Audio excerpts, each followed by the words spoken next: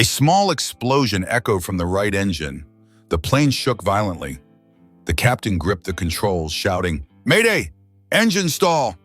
The first officer rushed to check but slipped, falling and hitting his head on the control panel. He collapsed unconscious. At that moment, the captain's face went pale. He fell from his seat, losing consciousness. The flight attendant screamed in desperation, "We lost both pilots! We're going down!" Passengers cried out. The plane nosedived. A woman holding her child stood up, eyes blazing. She handed the child to the attendant.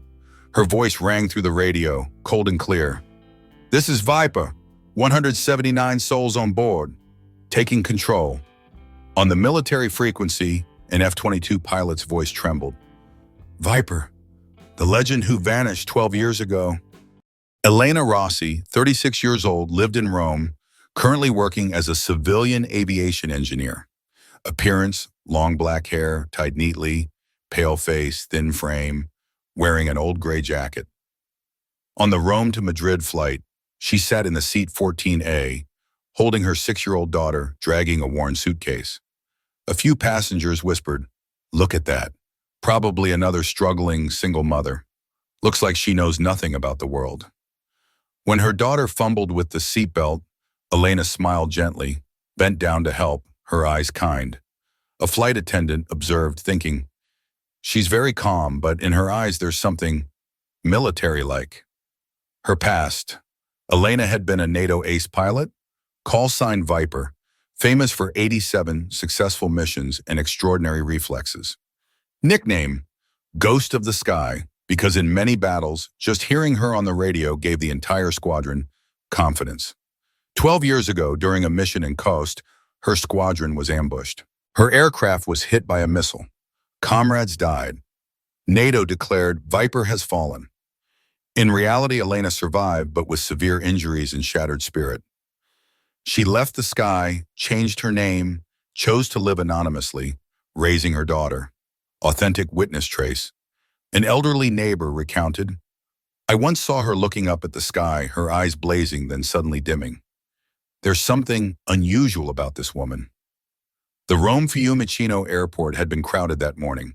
Elena moved through it with practiced efficiency, her daughter Sophia chattering beside her about the upcoming trip to Madrid to visit her grandmother. Elena had learned to blend in. Simple clothes, minimal luggage, a tired expression that made people assume she was just another overworked single mother barely getting by. And that's exactly what she wanted them to think. Because if they knew who she really was, if they knew what she'd done, the life she'd built for Sophia would collapse. The quiet anonymity she'd fought so hard to maintain would disappear. She'd left military aviation 12 years ago not by choice, but by necessity. The Khost mission had been classified, a counterinsurgency operation that went catastrophically wrong. Her squadron of 6 had been reduced to 1 in less than 10 minutes. Elena had survived by skill and luck. She'd evaded 2 missile locks, outflown 3 enemy fighters, and managed to crash land her damaged aircraft in friendly territory. But survival came with a kit. She'd watched her wingman die over the radio, unable to help, had heard her squadron leader's final transmission as his plane exploded. The military had offered her medals, commendations, a promotion. She'd refused all of it and resigned. "I can't do this anymore," she told her commanding officer. "Every time I fly, I see their faces. I can't save anyone else if I can't save myself." They tried to talk her out of it. Viper was a legend, the best combat pilot of her generation. Losing her was losing an irreplaceable asset, but Elena had been adamant.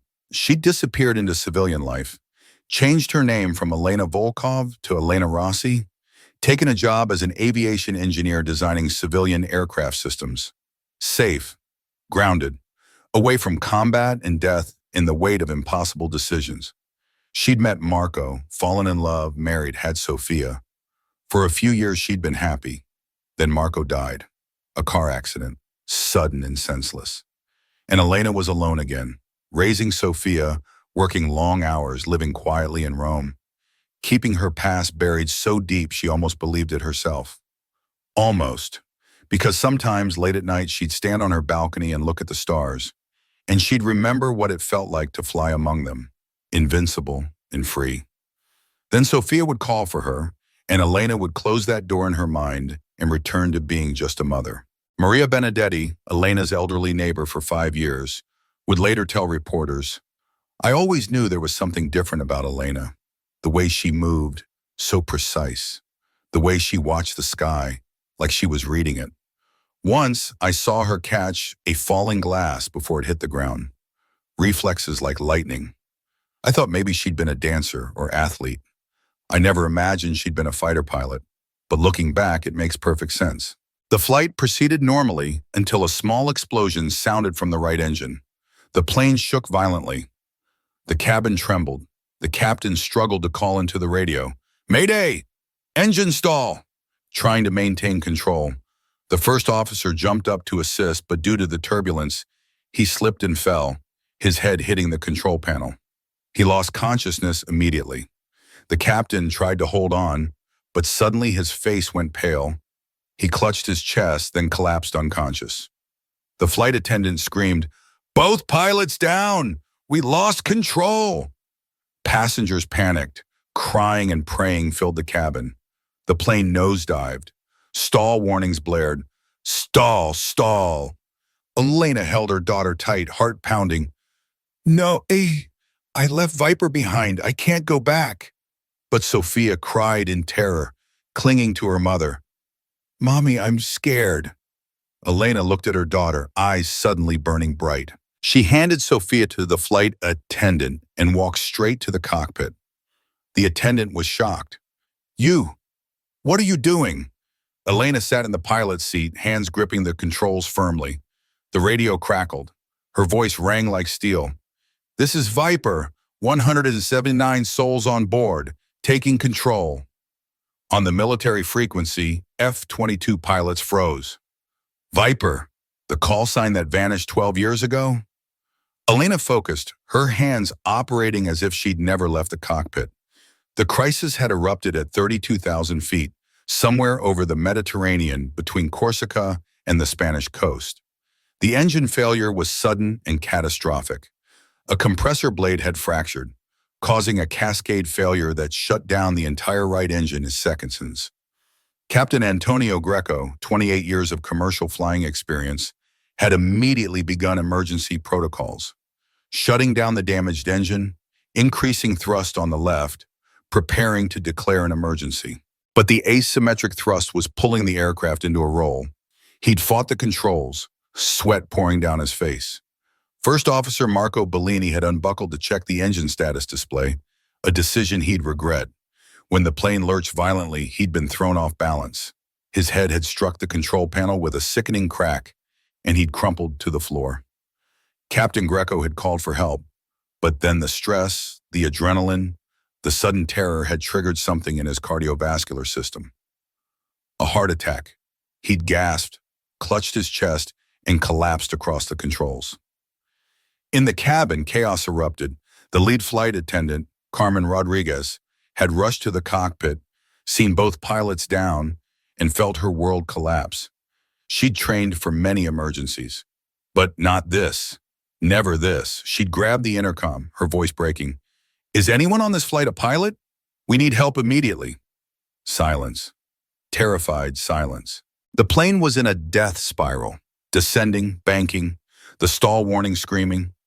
Elena had been sitting with Sophia, trying to keep her daughter calm, when she'd heard Carmen's plea. Every instinct in her body had screamed at her to stay seated, to stay hidden, to let someone else handle it. But there was no one else. And Sophia was on this plane. Sophia and 178 other souls who would die in approximately 4 minutes if no one took control. Elena's hands had started moving before her mind fully decided. Unbuckling, standing, handing Sophia to the passenger beside her. "Take care of my daughter," she'd said. "Where are you going?" the woman had asked, terrified. Elena hadn't answered. She just walked forward, her gait steady despite the violent motion of the aircraft, muscle memory taking over. Carmen had been in the cockpit doorway, frozen with panic. Elena had gently moved her aside. "I'm a pilot," Elena had said simply. "But you're a passenger." "I'm a pilot. Move." Something in Elena's voice, absolute and commanding, had made Carmen obey. Elena had stepped over the unconscious first officer, assessed the situation in 2 seconds, and slid into the captain's seat. The controls felt right in her hands, foreign and familiar simultaneously. It had been 12 years, but the muscle memory was instant and perfect. She'd scanned the instruments. Right engine out, left engine at maximum thrust, altitude dropping rapidly, airspeed erratic, stall warning active. Her training kicked in. Not the civilian aviation engineering training, the other training, the combat pilot training that had made her Viper. She'd adjusted the trim, reduced thrust on the left engine to prevent overcorrection, used the rudder to compensate for asymmetric power, and carefully brought the nose up. The plane shuddered, fighting her, but she was stronger. She'd flown through worse. Then she'd reach for the radio, switch to the emergency NATO frequency she still remembered, and transmitted. "This is Viper, 179 souls on board, taking control." At NATO air traffic control in Naples, every controller had turned toward the speakers. "Did she say Viper?" someone whispered. "Run authentication," the shift commander ordered.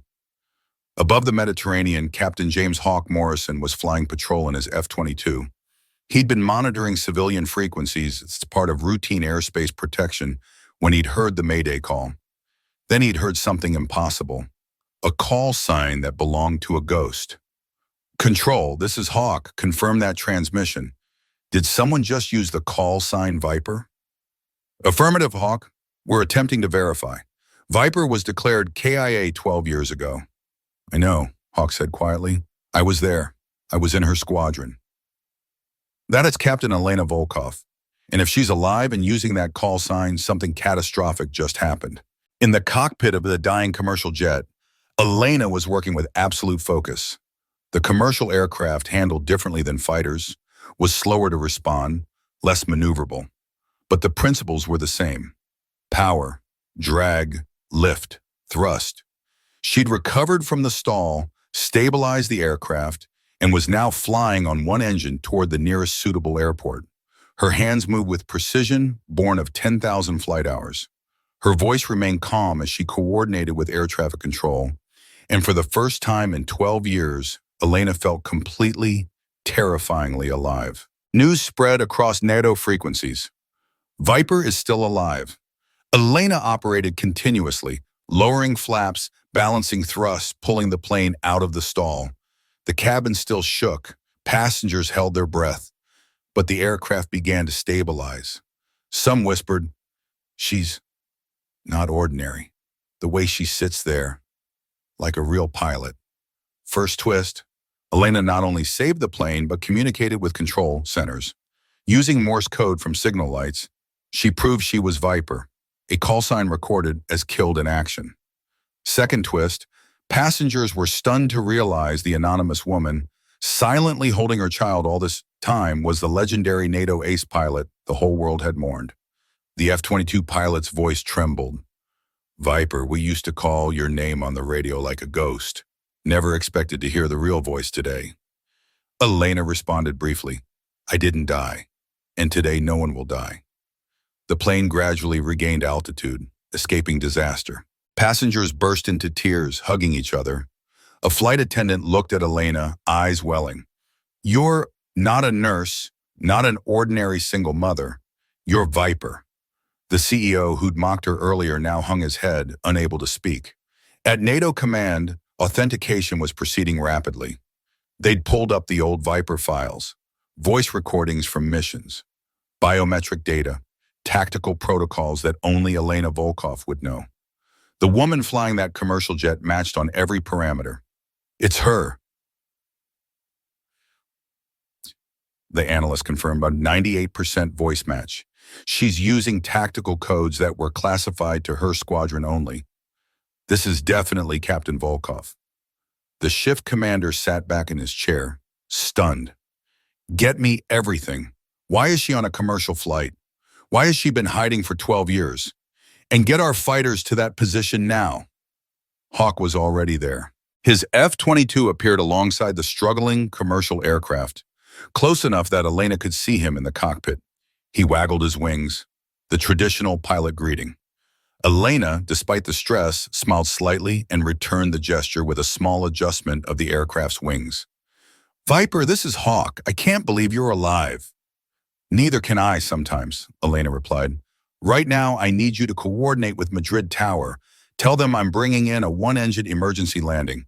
I need full runway foam, ambulances for the pilots, and a clear path. Copy that. You're getting everything. Viper, it's good to hear your voice again. Yours too, Hawk. Now let me fly. In the cabin, word had spread. Passengers had overheard Elena's radio transmissions. Someone had Googled a Viper NATO pilot on their phone. The results were stunning. Articles from 12 years ago. Legendary fighter pilot presumed dead. Viper, the ghost of the sky falls silent. NATO mourns loss of greatest combat pilot. In photos. Young Elena in her flight suit, helmet under her arm, standing beside her F-16 with the Viper insignia painted on the nose. The same woman now sitting in the cockpit, flying with one engine, saving their lives. She's a war hero, someone whispered. An actual legend. Sophia, Elena's daughter, was crying in the arms of the passenger who held her. That's my mommy, she kept saying. That's my mommy flying. The passenger, an older woman named Isabella, held the child tight. Your mommy is very brave. She's always brave, Sophia said, but she doesn't like to talk about it. Carmen, the flight attendant, had positioned herself where she could see into the cockpit. She watched Elena's hands moving with absolute confidence, her voice steady and calm over the radio. This was nothing like the quiet, almost timid woman who'd boarded in Rome. This was someone else entirely, someone commanding, someone born to do this. 30 minutes after taking control, Elena had the aircraft on a final approach to Madrid. One engine, compromised hydraulics, but stable and controllable. She coordinated everything with Tower. Emergency vehicles were in position. The runway had been cleared. Ladies and gentlemen, she announced over the intercom, her voice calm and reassuring. This is the pilot speaking. We're making our final approach to Madrid. The landing will be normal. Please ensure your seatbelts are fastened and follow all crew instructions. A pause, then. You're safe, I promise you that. And somehow everyone believed her. The landing was textbook perfect. Elena flared at exactly the right moment. The wheels kissed the runway, and she used brakes in the remaining engine to bring the aircraft to a smooth stop with 500 meters of runway to spare. The cabin erupted, not with screams this time, but with crying, relief, gratitude, joy. Elena sat in the pilot's seat, her hands still on the controls, and felt tears streaming down her face. She'd done it. She'd saved them all. And in doing so, she'd revealed herself, the life she'd built, the anonymity she'd maintained. All of it was gone now. But 179 people were alive, including Sophia. That was worth any price. Carmen entered the cockpit, tears streaming down her face. You saved us. You saved everyone. Elena nodded, unable to speak. Who are you? Really? Elena took a shaky breath. I was Captain Elena Volkov, NATO fighter pilot, call sign Viper. I disappeared 12 years ago after a mission went wrong. I've been living in Rome as Elena Rossi, working as an engineer, raising my daughter. No one knew who I was, until today. Why did you hide? Because I couldn't handle being Viper anymore. The missions, the losses, the weight of it. I needed to be someone else, someone normal. Elena smiled sadly. I guess that's over now. Emergency crews were boarding and paramedics rushed to treat the two unconscious pilots. Both were alive, would recover. Elena stood, legs shaky, and walked back into the cabin. Every passenger watched her pass. Some reached out to touch her hand. Others simply looked at her with awe. Sophia broke free from Isabella and ran to her mother. Elena caught her, lifted her, held her tight. Mommy, you flew the plane, Sophia said in wonder. I did, baby. I'm sorry I scared you. You didn't scare me. You saved me. Elena carried Sophia toward the exit. At the doorway, she paused and looked back at the passengers. Thank you for trusting me, she said simply. Then she stepped out into the sunlight of Madrid, where cameras were already waiting, where her old life and new life were about to collide, and where the legend of Viper was about to be reborn. The plane landed safely amid screaming emergency sirens. When the doors opened, no one applauded. They simply made way for Elena, carrying Sophia to exit first. News spread across Europe. Viper returns. She never died. Young soldiers wrote on forums, "We grew up with the legend of Viper. Today she truly saved us." NATO pilots shared, "Sometimes in the sky, we'd hear Viper's voice like a ghost. Now we know she lives." The call sign Viper became a new symbol, not just of combat, but of hope, of a mother who dared to return. The story exploded across media within hours, not just military networks, but civilian news, social media, international headlines. Ghost pilot returns. Viper saves 179 lives after 12 years in hiding. The mother who was a legend, Elena Volkov's secret identity revealed. She thought Viper was dead. Then her daughter's plane started falling. Elena had been taken to a private room at the airport where NATO officials, Spanish authorities, and far too many people wanted to speak with her. She'd answered questions mechanically, Sophia sleeping in her arms, exhausted from the trauma. Yes, she was Elena Volkov. Yes, she'd been Viper. Yes, she'd faked her death and lived anonymously in Rome for 12 years. Yes, she'd just flown a commercial jet with one bar engine and 2 unconscious pilots. The officials didn't know whether to arrest her for identity fraud or give her a medal. NATO had decided on the latter. They'd issued a statement. Captain Volkov's actions today saved 179 civilian lives. We are reviewing the circumstances of her disappearance, but her heroism is unquestionable. General Marcus Webb, who'd commanded her squadron 12 years ago, arrived in Madrid within hours. He was older, grayer, but still the same man who'd tried to talk her out of resigning. He'd found Elena alone in a conference room, Sophia sleeping on a couch. "Elena," he'd said quietly. She'd looked up, seen him, and started crying again. "Sir, I'm sorry. I'm sorry I disappeared. I'm sorry I—" He'd pulled her into a hug. "You're alive. That's all that matters. We thought we lost you. You did lose me. I couldn't be Viper anymore. I couldn't." "I understand. God, Elena, I understand. We asked too much of you. Of all of you." He'd pulled back, looked at her. "But you came back when it mattered. You saved those people. I didn't have a choice. Sophia was on that plane. You always have a choice. You chose courage, like you always did." The passengers had given statements to investigators. Every single one mentioned Elena's calm, her competence, her absolute command of the situation. Several mentioned they'd underestimated her when she'd boarded, thought she was just another struggling single mother. "I'm ashamed," one businessman admitted to reporters. "I looked at her and saw weakness. I had no idea I was sitting near one of the greatest pilots in history." The flight attendants called her a hero. The pilots, when they regained consciousness, asked to thank her personally. Carmen, the lead attendant, told the media, "She saved 179 people. But more than that, she showed us that strength comes in forms we don't expect." She looked ordinary. She was extraordinary. Military aviation forums exploded with activity. Retired pilots who'd served with Viper came forward with stories. "She was the best I ever flew with," one colonel wrote. "Ice cold under pressure. Could outfly anyone. We called her Ghost of the Sky because she seemed to disappear in combat, then reappear exactly where she needed to be." Another, "When we heard she died in Khost, the entire squadron mourned.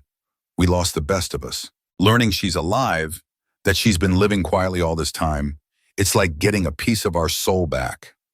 Young pilots who'd grown up learning from Viper's tactical innovations expressed awe and gratitude. Sophia woke up to find herself famous.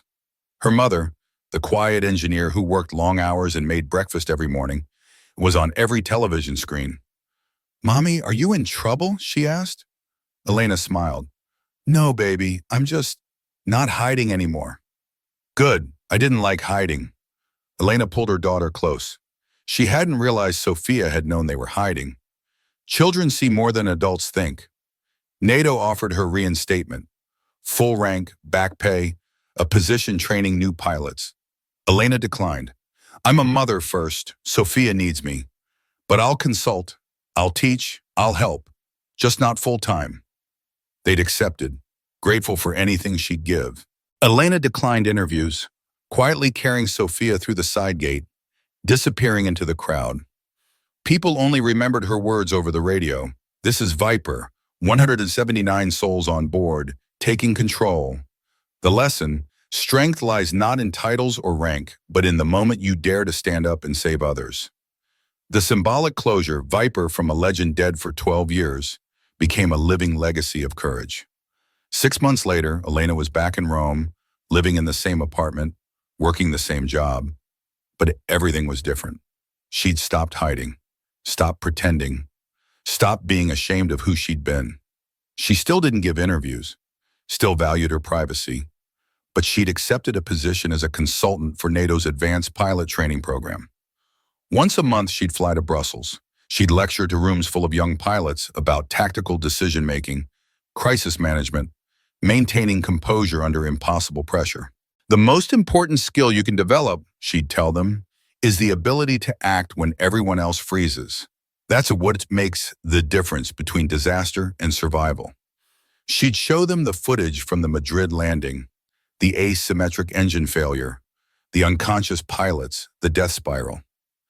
I hadn't flown in 12 years, but when that moment came, training took over. Muscle memory, instinct. That's what saves lives. Not heroics, not bravery, just doing what you've been trained to do, even when you're terrified. The students would ask, were you scared? Absolutely, I was terrified, but my daughter was on that plane, and fear doesn't matter when someone you love needs you. Sophia started school and found herself both celebrated and overwhelmed by her mother's fame. Elena worked hard to give her as normal a life as possible. Your mommy's job is flying, one classmate asked. My mommy's job is engineering, Sophia corrected, but she knows how to fly. She's really good at it. The memorial that had listed Elena as killed in action was quietly updated. Not removed, but annotated. Return 2024. Living legacy of courage and skill. Pilots who flew past it would pause, salute, and smile. Because Viper wasn't a ghost anymore. She was real, alive, and still inspiring. General Webb visited Elena in Rome once. They had coffee while Sophia was at school. Do you regret coming back? He asked. The hiding is over. Your privacy is gone. Was it worth it? Elena thought about it. I regret nothing. Yes, my quiet life ended, but 179 people are alive because I stopped hiding. That's worth any price. You could have stayed hidden. Let someone else try. There was no one else, and even if there had been, I couldn't have lived with myself. Not after losing my squadron in Coast. Not after running away from who I was. This time I had a chance to save people. I couldn't waste it. Webb nodded. You were always the bravest of us. Not because you didn't feel fear, but because you acted despite it. On Sophia's 7th birthday, Elena took her to an airfield. A small civilian plane waited. Want to fly? Elena asked. Sophia's eyes went huge. Really? Really, not by yourself, obviously, but with me. Want to see what your mom used to do? They flew together for an hour, Sophia squealing with delight, Elena laughing, genuinely happy, hands on controls that felt like home. When they landed, Sophia asked, Can I be a pilot like you? Elena knelt down, looked her daughter in the eyes. You can be anything you want.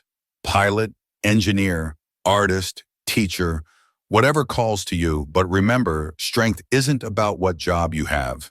It's about using your skills to help people. That's what makes a hero, not the title, the choice for us. Sophia nodded seriously. I want to help people. Then you're already on the right path. Years later, when Sophia was grown and telling her own daughter about her grandmother, she'd remember that flight, that conversation. Your great-grandmother was Viper, she'd say, the ghost of the sky, the woman who came back from the dead to save 179 lives. But more than that, she taught me that hiding who you are helps no one. That strength means standing up when others can't. That motherhood and heroism aren't opposites. They're the same thing. And the story would live on. Not just in military history, but in family legacy. Because Viper wasn't just a call sign, it was a reminder that courage exists in the most unexpected places, waiting for the moment it's needed most. If you believe in stories that touch the heart like this one, leave a comment, and don't forget to subscribe to SN Touching Stories. We tell the stories that shouldn't be forgotten.